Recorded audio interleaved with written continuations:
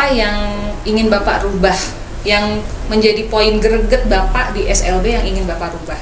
Hanya kelemahan kita masih keterampilan, tidak vokasional. Nah, oleh karena itu kita ingin ubah teman-teman ini untuk mulai mendesain pembelajaran ini ke arah pendidikan vokasional.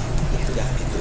Ada satu dosen yang mengatakan ketika kita ingin berhasil dalam sebuah hidup itu perlu direncanakan, diagendakan. Nah, saya mulai dari saat itu membuat sebuah rencana. Kalau kita ingin berhasil, maka rencana itu harus dilalui melalui proses. Tagline SLB Juara. Saya merumuskan dengan teman-teman ada 9 tagline SLB Juara. Salah satu di antaranya adalah bagaimana kita mengubah mindset di pendidikan khusus menjadi lebih kepada pendidikan vokasional. Nah, itu kan tidak bisa kita berdiri sendiri sebagai guru pendidikan khusus. Maka menurut teori pendidikan modern itu harus juga dikolaborasikan dengan ahli lain. Dan tidak akan menghilangkan esensi guru itu hilang jam ketika didampingi oleh guru atau oleh pihak industri atau instruktur dari lain. Ini yang harus BKKI harus cari kira-kira lowongan pekerjaan itu apa, lalu tenaga kerja apa yang diharapkan, yang diminta oleh perusahaan itu apa, tariklah jadi kurikulum. Maka nanti BKK bekerja sama dengan Wakasek kurikulum atau apapun namanya.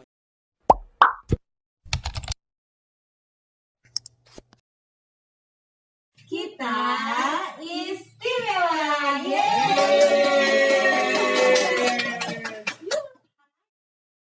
Assalamualaikum warahmatullahi wabarakatuh. Halo, apa kabar sahabat istimewa? Hari ini saya mewakili dari tim podcast Kita Istimewa kedatangan seorang tamu yang sangat spesial.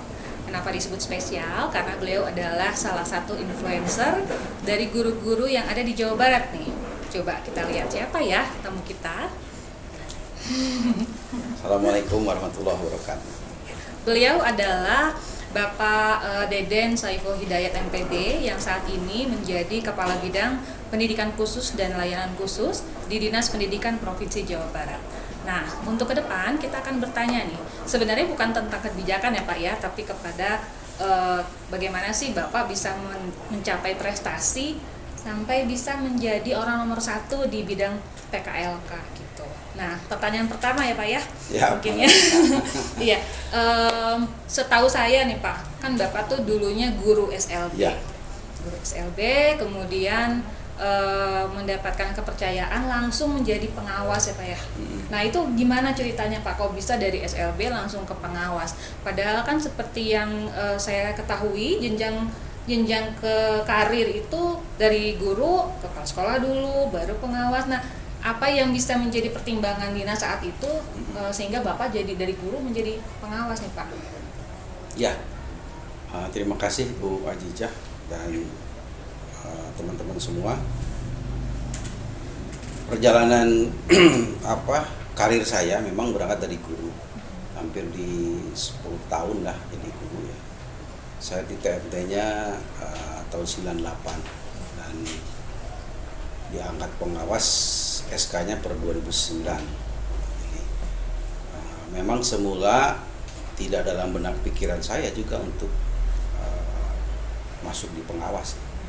Hanya pada saat itu ada momen yang memang saya diminta ikut oleh teman-teman dan di sekolah untuk ikut seleksi guru berprestasi.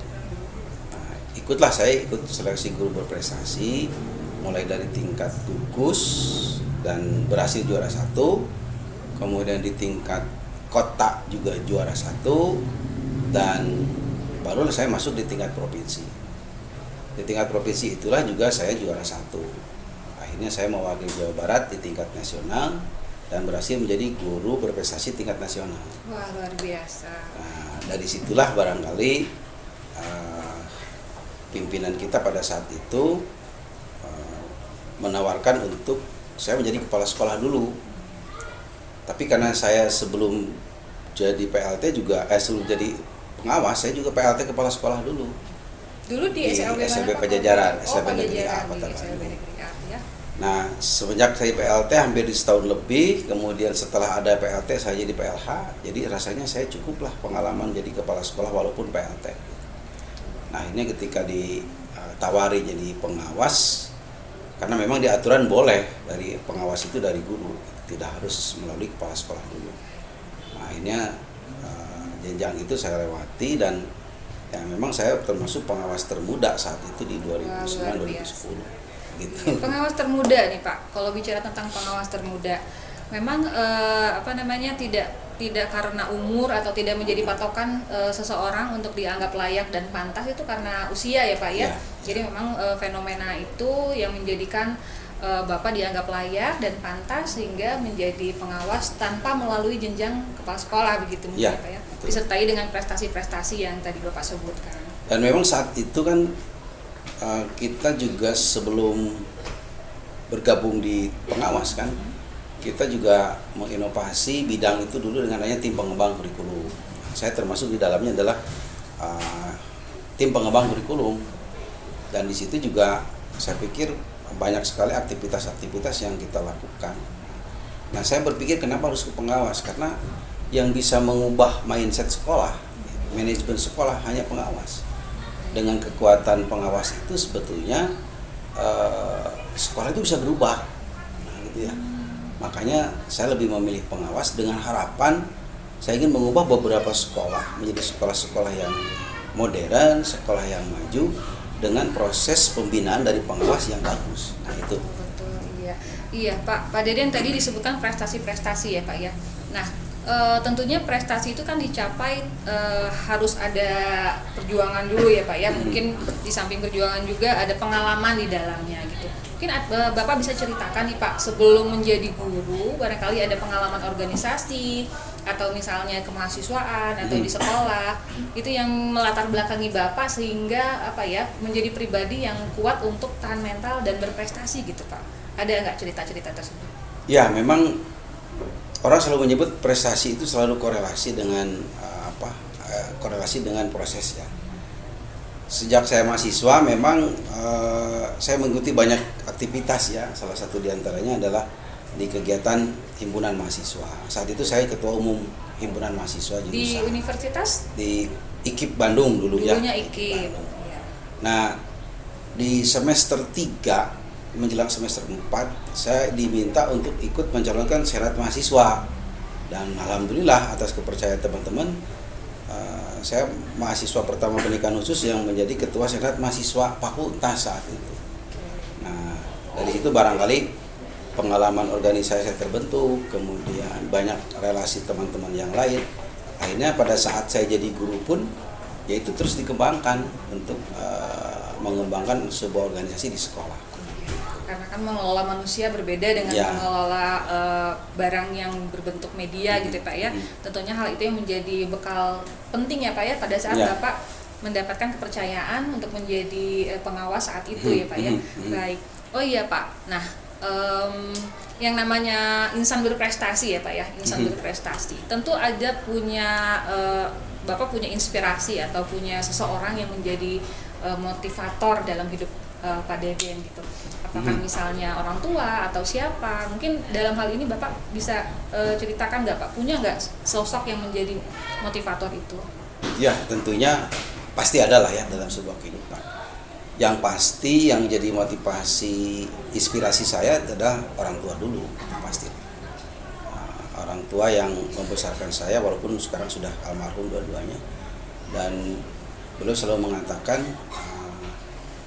khairun nas anfa'uhum linnas, jadilah orang terbaik untuk orang lain. Itu selalu beliau mengatakan itu, dan itu jadi pegangan saya pada saat saya jadi guru, kemudian main ke pengawas, dan sekarang di birokrasi. Itu yang saya lakukan. Kemudian inspirasi kedua tentunya tidak akan pernah berhasil ya ketika keluarga juga tidak mendukung. Itu juga bagian yang terpenting. Dan yang paling penting ketika di sosial atau di masyarakat sosial ya teman-teman semua yang banyak mendukung. Saat itu ada tim pengembang kurikulum, ada teman-teman di sekolah juga ya. Karena kalau tidak disupport oleh mereka, saya pikir kita tidak akan pernah jadi apa-apa. Wah, luar biasa ya teman-teman ya. Nah, kalau nggak salah juga nih Pak, Bapak juga kan waktu itu menjadi inisiator untuk asosiasi guru ya Pak ya. Ya. Nah, itu bisa diceritakan nggak Pak? Karena kan kalau di Indonesia nih Pak ya, asosiasi guru, asosiasi dokter dan sebagainya itu mungkin sudah sering terdengar, guru umum maksudnya ya.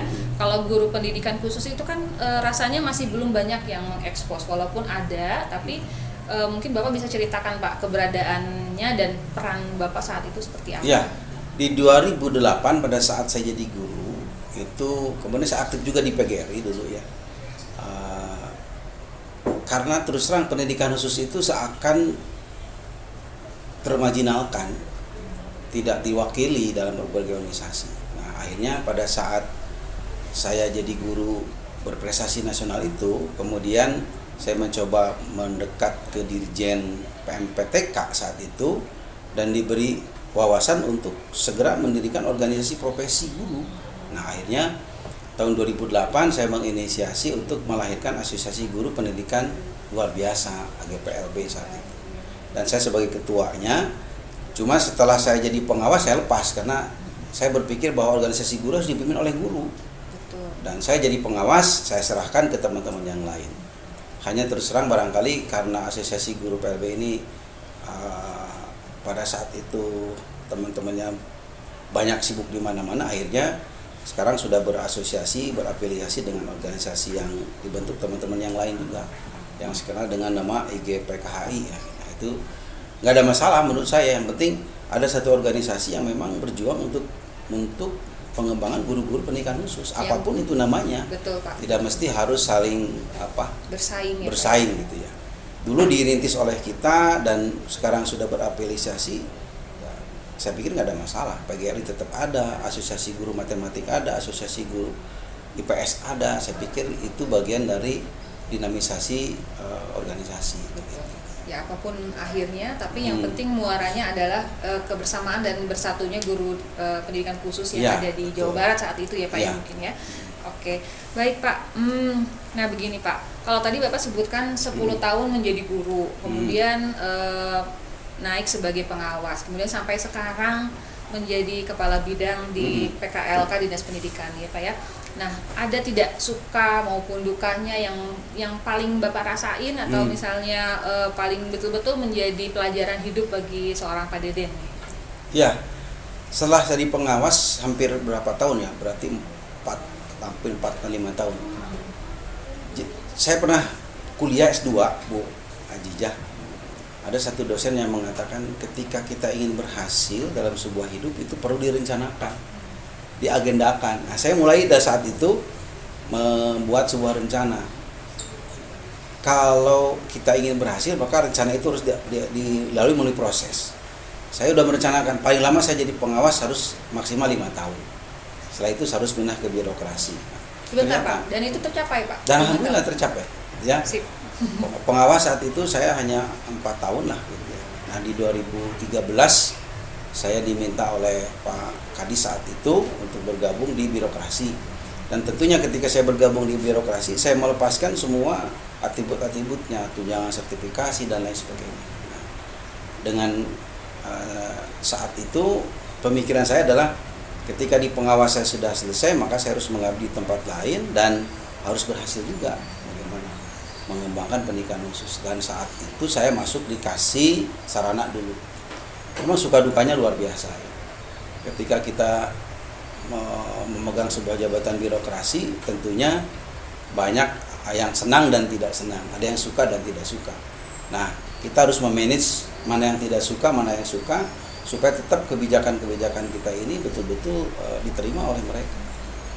Nah, saya berjalan di eselon 4 dari mulai kasih sarana, kemudian kasih ketenagaan ya, dan hanya 3 atau 4 tahun, dan memang itu sesuai dengan agenda saya. Paling lama saya 3 tahun atau 4 tahun sampai 5 tahun di jabatan eselon 4. Di 2017 saya dikeluarin dulu dari bidang pendidikan khusus untuk saya megang kurikulum SMA. Saya pernah kurikulum SMA dan disitulah pengalaman yang luar biasa. Saya lihat bagaimana sekolah yang besar ini, SMA di Jawa Barat ini dikelola, kemudian bagaimana arah ke depan pendidikan di sekolah menengah itu saya pelajari ketika memang saya diimplementasikan pada saat dedikasi kurikulum SMA. Nah, ternyata Allah menakdirkan lain, saya diangkat jadi kepala cabang dulu di cabang 6, itu 2018.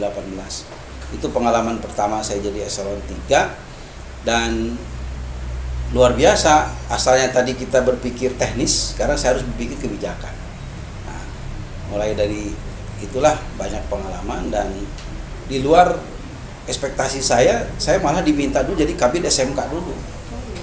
Kabid SMK di 2019 sampai di 2021 dan awalnya saya berpikir saya mampu kan nih menangani SMK yang jumlahnya cukup besar, orientasi pendidikannya berbeda dan ternyata ilmunya luar biasa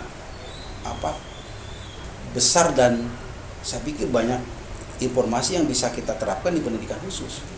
Nah, pada saat saya dipindahkan ke pendidikan khusus, maka tadi apa yang saya dapatkan ketika saya kepala seksi kurikulum SMA, kepala bidang SMK, disinilah saya mengatakan kita harus merumuskan ulang tentang bagaimana kebijakan di pendidikan khusus itu berdasarkan pengalaman-pengalaman yang saya lakukan.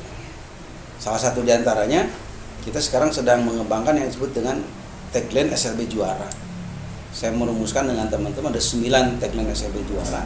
Salah satu diantaranya adalah bagaimana kita mengubah mindset di pendidikan khusus menjadi lebih kepada pendidikan vokasional. Iya, baik Pak. Dari pemaparan yang tadi Pak Deden sampaikan, tentu pengalaman yang Bapak berada di SMK maupun di SMA tadi, Bapak bawa ke SLB dan akhirnya itu yang menjadi ruh kebijakan baru yang membawa nafas vokasional yang diterapkan di SLB, begitu ya Pak ya. Ya. Nah, kalau dari kacamata Pak Deden sekarang nih, seorang guru PLB dulunya, kemudian pernah ke SMA, ke SMK dan kembali lagi ke SLB sebagai orang nomor 1 di bidang PLB. Apa yang ingin Bapak rubah, yang menjadi poin greget Bapak di SLB yang ingin Bapak rubah? Apa tuh? Ya, sebelum merubah itu saya ingin sampaikan dulu. Persoalan utama di pendidikan khusus adalah output lulusan. Itu yang jadi pemikiran saya pada saat dulu masih di guru ya. Nah, itu sekarang saya ingin capai dengan mengubah sistem mindset teman-teman guru gitu. Pada saat saya pengawas, saya banyak teman-teman guru yang terlalu berpikir textbook kurikulum gitu, tanpa melihat siapa anak yang dihadapi kita. Nah, dengan berkembang sekarang dengan sebut kurikulum Merdeka Belajar dan sebagainya, sebetulnya itu sudah di kita itu sudah sejak lama dilakukan. Tinggal teman-teman menyadari nggak bahwa itu sebetulnya sudah jadi tagline kita gitu ya. Karena ciri khas pendidikan khusus adalah layanan individual gitu ya. Bagaimana anak-anak kita itu disiapkan kurikulumnya berbasis pada potensi individual. Itu yang ingin saya kembangkan kembali. Nah, termasuk pendidikan vokasional pun gitu ya. Saya melihat di kurikulum kita, di desain kurikulum kita itu hampir di 60% lebih banyak di keterampilan, untuk di 60-70 ya di SMA itu kan keterampilan. Hanya kelemahan kita masih keterampilan, tidak vokasional. Nah, oleh karena itu kita ingin ubah teman-teman ini untuk mulai mendesain pembelajaran ini ke arah pendidikan vokasional. Gitu. Nah, itu. Kemudian pendidikan khusus ini kan gurunya khusus juga gitu ya. Nah, ini yang ingin saya coba, kemarin saya sampaikan juga di diskusi dengan Direktur Guru Pendidikan Khusus bahwa SLB ini harus terbuka ya, harus terbuka. Profesi apa harus terbuka. Kita tahu bahwa di sekolah luar biasa kebanyakan guru-guru itu lulusan pendidikan khusus yang didesainnya untuk merancang pembelajaran, tapi tidak kepada hal operasional seperti vokasional. Ada 2 yang perlu kita siapkan, guru kita yang ditambah guru yang memiliki ahli vokasional, tentunya itu rumit ya, agak panjang karena menyangkut formasi dan sebagainya. Yang kedua, in service training, guru-guru kita dibelajarkan mungkin S1 kedua, mungkin juga ditambah diklat dan sebagainya gitu ya, sehingga nanti mereka punya sertifikasi kompetensi untuk mengajar guru vokasional. Yang ketiga, ini kita bekerja sama dengan orang tua atau industri agar anak-anak kita diberdayakan. Nah, saya pikir ini yang 3 hal yang penting yang harus kita lakukan di konteks pendidikan khusus berikutnya. Saya sering mengatakan kita tidak merasa harus pintar saya ulang lagi, kita tidak boleh merasa lebih pintar sebagai guru pendidikan khusus. Misalnya gini, ketika ada mata pelajaran tata busana, saya bisa lah, padahal dia guru pendidikan khusus, bukan ahli di tata busana. Maka dia mengajarkan kepada anak-anak secara alami tanpa kompetensi. Ya. Nah, itu yang harus dilakukan, ya, yang harus dilakukan, diubahnya segera itu. Tidak akan menghilangkan esensi sebagai guru pendidikan khusus manakala kita menarik orang-orang yang memang punya keahlian. Kolaborasi yang paling penting ketika misalnya di sekolah itu ada pendidikan tata busana, tata boga, tata rias, tata apa lagi itu, otomotif gitu ya. Nah, itu kan tidak bisa kita berdiri sendiri sebagai guru pendidikan khusus. Maka menurut teori pendidikan modern itu harus juga dikolaborasikan dengan ahli lain. Dan tidak akan menghilangkan esensi guru itu hilang jam ketika didampingi oleh guru atau oleh pihak industri atau instruktur dari lain. Ini yang harus dirubah di dalam konteks pendidikan kita. Sejauh ini gimana Pak? Kalau Bapak lihat dari sekolah-sekolah yang ada di Jawa Barat ya Pak ya, tentunya mungkin sekolah negeri yang menjadi wilayah kebijakan Bapak, itu sudah ada belum sekolah yang memang menerapkan konsep-konsep keberpihakan pada anak, kemudian kerjasama dengan stakeholder dan juga mendatangkan ahli, kemudian mungkin bisa dilihat dari cerminan keberhasilan peserta didik pada saat LKSN atau kegiatan lain ya Pak ya. Nah, pandangan Bapak seperti apa? Kalau itu mungkin sudah ada banyak ya. Tapi beberapa sekolah model yang kita sudah siapkan, termasuk ke depan ya SLB Citerep kita siapkan model itu. Beberapa SLB negeri misalnya Cendo itu sudah mulai kerjasama. Kemudian SLB negeri Cileunyi saya lihat sudah kerjasama dengan KP Kopi dan sebagainya. Di SLB negeri KBB juga sudah ketemu dengan Indonesian Power ya, dengan beberapa industri lain. Saya pikir ini sudah mulai tumbuh lah gitu ya. Dengan memberi kita semangat itu, merubah mindset di sekolah, mudah-mudahan tadi bermunculan lah beberapa program. Termasuk kemarin saya juga diinisiasi untuk bertemu dengan beberapa sekolah negeri di Kuningan. Itu kebetulan kepala disnakernya adalah teman kita yang Pak Elon yang memiliki hambatan tunanetra, dan sekarang konsisten akan membuat unit layanan disabilitas ketenagakerjaan. Itu bagian dari yang tadi saya katakan harus ada. Kemarin kita ketemu dengan di snakernya provinsi juga. Ke depan kita harus mengembangkan bahwa mulai kelas 10 di tingkat SMA LB kita bisa kolaborasi dengan BLK. Anak-anak bisa bekerja bersekolah di BLK, anak-anak dibawa ke sana dan BLK juga mungkin datang, sehingga selama 3 tahun dia lulus sudah punya keterampilan operasional. Ya mungkin teman-teman sahabat istimewa ya, kita juga perlu sampaikan kepada Bapak Kabid gitu, bahwa di SLB Negeri Citerep itu sudah ada BKK juga Pak, ya, itu. Bursa Kesiapan Kerja, yang mana memang mungkin berkorelasi dengan tuntutan masyarakat ya, yang ingin mungkin menggenapkan kewajiban mereka untuk menyerap tenaga kerja disabilitas ya Pak ya, dan memang menjadi suatu hal yang tantangan buat sekolah adalah menyiapkan bagaimana lulusan ini mampu bersaing dengan dunia kerja di luar. Betul. Tapi juga tidak merubah tadi yang Bapak sebutkan ya, esensi dari pendidikan khusus sendiri, yang mana memang ada gap ya Pak ya antara kebutuhan di masyarakat di dunia kerja dengan kurikulum yang ada di sekolah. Betul. Nah, menurut Bapak bagaimana sih cara mengubah gap itu? Betul. Saya ingin katakan ke teman-teman komunitas disabilitas, kalau kita selalu meminta jatah 1% untuk BUMN ya, 2% untuk industri, tanpa kita punya potensi dan kompetensi, itu nol besar saya bilang. Makanya tugas sekolah adalah menyiapkan itu. Menyiapkan agar anak-anak itu ketika diminta mengisi yang 2% itu udah siap. Nah, bagaimana cara mengisinya itu? Desain kurikulumnya gitu ya. Kehadiran BKK saya tahu betul karena saya pernah kepala bidang SMK. Itu di SMK pun saya ubah, BKK itu tidak hanya penyalur tenaga kerja, tapi selain dia penyalur, tapi juga menginspirasi.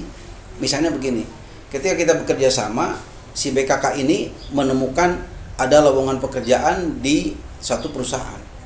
BKK harus cari kira-kira lowongan pekerjaan itu apa, lalu tenaga kerja apa yang diharapkan. Yang diminta oleh perusahaan itu apa? Tariklah jadi kurikulum. Maka nanti BKK bekerja sama dengan Wakasek kurikulum atau apapun namanya di sekolah untuk merumuskan inilah profil yang diminta oleh perusahaan itu, sehingga harus disiapkan oleh kita selama 3 tahun. Nah, itu yang kita coba ingin kembangkan. Saya pikir kehadiran BKK sangat penting, tapi saya harapkan tidak hanya sebagai penyalur, tapi menginspirasi kira-kira kurikulum apa yang harus disiapkan oleh sekolah. Karena ya kita tahulah lulusan kita ini SLB kan bermasalah ketika hampir sudah 12 tahun sekolah tapi pada akhirnya dia tidak bisa mandiri. Nah, ini yang selalu jadi pikiran saya selama ini, bagaimana agar anak-anak kita selama 12 tahun dari mulai SD, SMP, minimal dia punya satu bentuk kepercayaan diri bahwa dia itu sebetulnya bisa bekerja. Itu yang paling penting gitu. Terima kasih Pak. Memang betul Pak, tantangannya adalah menanamkan mindset dan mentalitas ya Pak ya kepada peserta didik kita yang akan lulus, bahwasanya di dunia kerja itu akan banyak yang bisa menyesuaikan, tapi ya dirimu harus bersiap dan Betul, iya. dan kuat seperti itu ya Pak ya. Jadi memang mentalitas itu sendiri perlu kita tanamkan dari sejak usia SMA awal gitu Pak. Dan gurunya juga harus. Gurunya juga sama ya Pak ya. Betul. Betul sekali. Jadi memang betul Pak, bahwasanya berprestasi itu tidak hanya untuk diri sendiri, tapi juga orang di sekitarnya. Dalam hal ini kalau guru, peserta didik, teman-teman sekolah gitu ya Pak ya. Nah, Bapak nih sebagai orang yang kita katakan figur yang berprestasi ya Pak ya di dunia PLP, punya nggak pesan kepada teman-teman yang nanti akan menonton acara ini ya Pak ya, menonton podcast ini, bagaimana sih tips-tipsnya supaya bisa berprestasi dan punya komitmen yang kuat dalam memajukan pendidikan luar biasa? Saya selalu mengatakan 3 hal yang harus disiapkan. Pertama, guru itu sebagai jabatan anugerah gitu, yang tidak semua orang bisa masuk jadi guru. Itu harus dipegang gitu. Karena guru itu sebagai profesi yang punya aturan-aturan.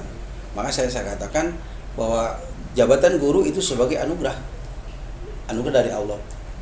Bagaimana cara mensiasatinya?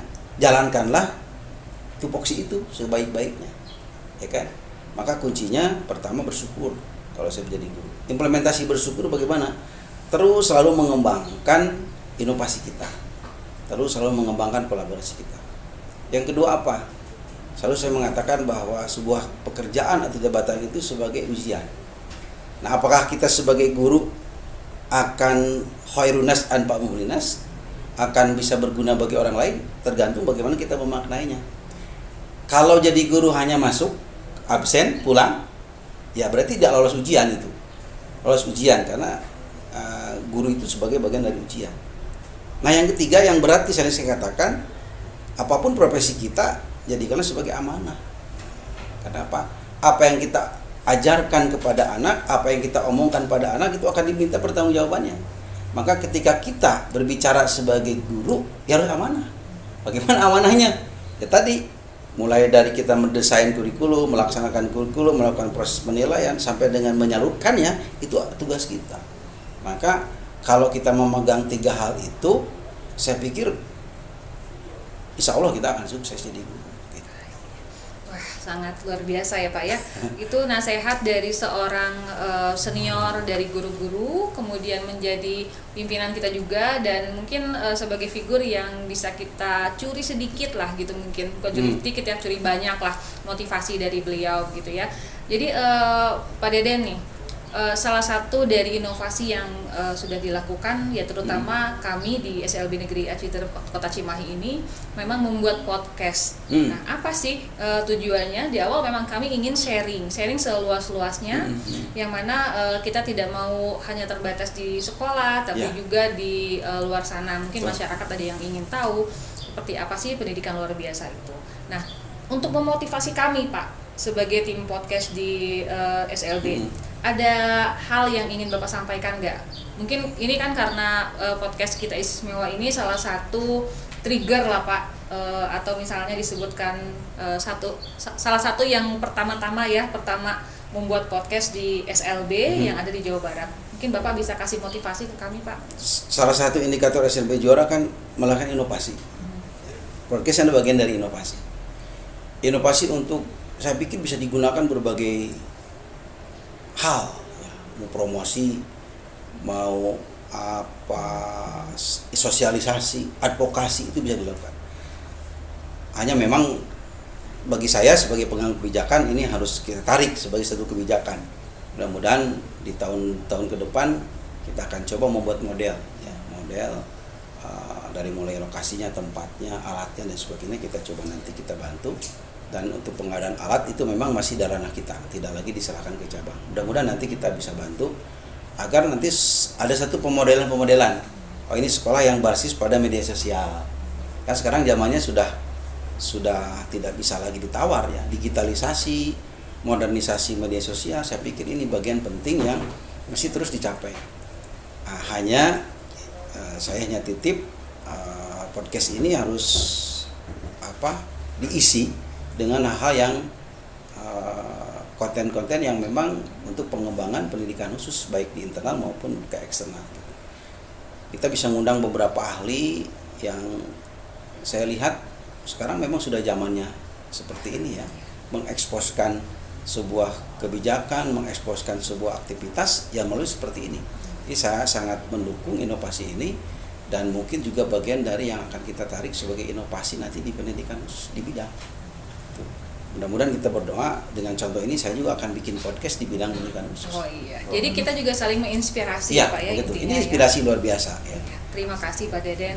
Nah, untuk terakhir Pak, mungkin bisa menyebutkan 3 kata ya untuk SLB Citerep.